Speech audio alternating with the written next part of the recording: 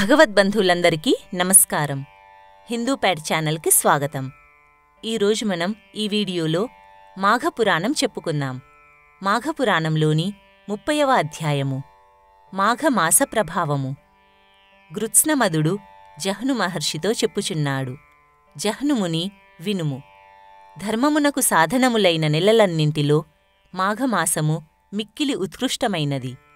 యజ్ఞము మొదలగు సమస్తమైన కర్మల యొక్క ఫలములు మాఘమాస వ్రతము వల్లనే సిద్ధించును. మాఘమాసము సర్వవిధ తపస్సుల యొక్క సారము, అన్ని కర్మలకు ఉత్తమ ఫలము, అన్ని ధర్మములకు ఆధారము, మిక్కిలి ఉత్తమము, శ్రీహరికి ప్రియకరము మరియు శివునకు ప్రేమాస్పదము. సూర్యుడు, ఇంద్రుడు, అగ్ని, బ్రహ్మ మొదలగు దేవతా లోక ప్రాప్తిని పొందగలుగు స్థానము, సౌఖ్యప్రదమగు స్థలము. జహ్ను, ఈ మాఘమాస ప్రభావమును వినగోరినందున నీకు వివరించి చెప్పితిని. నేను చూచినంతవరకు, విన్నంతవరకు ఇంతే సుమా. నాకు తెలిసినంతవరకు చెప్పితిని. శ్రీహరికి భక్తుడైన నరుడు అన్ని ధర్మములను నిర్వహింపకపోయినను మాఘమాస వ్రతమును నిష్ఠతో చెయ్యవలెను. దానివలన సర్వధర్మములను చేసినంత ఫలితము కలుగును. జహ్నుముని, ఇది ఏ మాఘప్రభావము.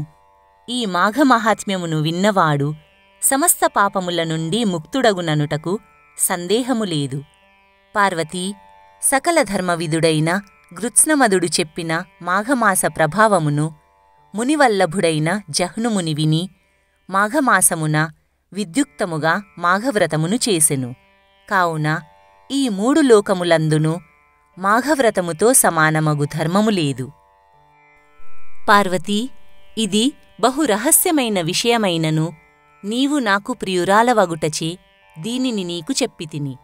ఎవరైతే ఈ మాస ప్రభావమును భక్తిశ్రద్ధలతో వినుచున్నాడో, ఎవరైతే శ్రీహరి ఎదుట మాఘపురాణము చెప్పుచున్నాడో, వారిరువురూ కూడా అన్ని చోట్లయందును సుఖమును పొంది దేహాంతమగు తర్వాత శ్రీహరి నిలయమగు వైకుంఠమును చేరుదురు.